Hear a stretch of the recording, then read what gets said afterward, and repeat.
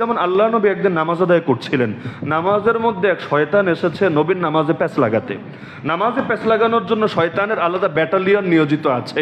ওই দেশের মধ্যে বহুত ব্যাটালিয়ন থাকে না, রাস্তায় গাড়ি ঠিক রাখার জন্য এক ব্যাটালিয়ন, যদি মিছিল হয় সেই মিছিল দমন করার জন্য এক ব্যাটালিয়ন। তো নামাজ, মুমিন নামাজে দাঁড়ালে নামাজে কিভাবে প্যাঁচ লাগানো যায়, রাকাত কি 3টা হলো না 4টা হলো, কেরাত কি এটা হবে না ওটা হবে, এই যে প্যাঁচগুলো লাগায় যে শয়তান, ওই রকম এক শয়তান আসলো, দুনিয়া আর কাউরে পাইলো না, আল্লাহ নবীর কাছে আসলো তার নামাজে প্যাঁচ লাগাবে বলে।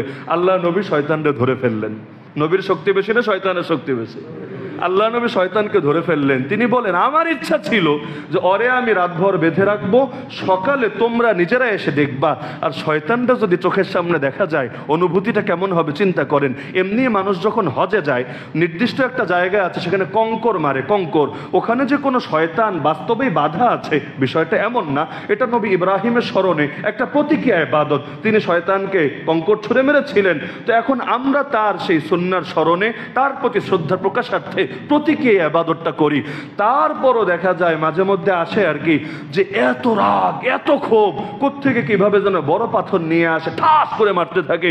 কেউ নিজের পা থেকে জুতা খুলে জুতা ছুঁড়ে মারতে থাকে। মানে ভাবটা এমন, শয়তান বহুত জ্বালাইছস জীবনে, তোরে তো বাংলাদেশে পাবো না, সৌদি আরবে এসে তোরে পেয়েছি, আজকে কোনো ছাড়াছাড়ি নাই, আজকে তোর নাক ফাটাবো, তোর মাথা ফাটাবো, তোর জীবন বরবাদ করে ছাড়বো।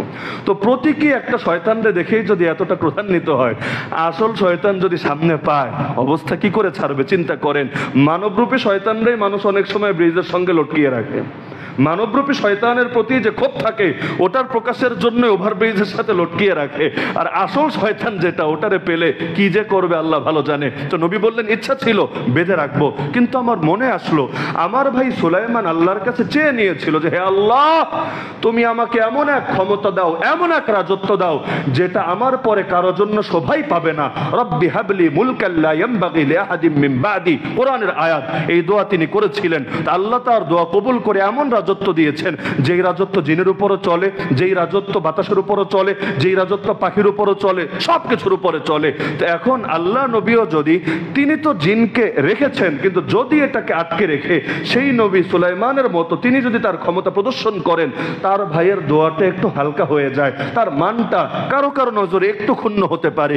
তো নিজের এত আগে বিগত হওয়া এক ভাই, কারণ সকল নবীরা ভাই, আল্লাহ রাসূল হাদিসে বলেছেন, নিজের ভাইয়ের প্রতি সম্মান প্রকাশার্থে ক্ষমতা থাকার পরও আল্লাহ নবী বললেন, শয়তানটাকে আমি ছেড়ে দিয়েছি আমার ভাই সুলাইমানের দোয়ার প্রতি সম্মান প্রকাশ করে।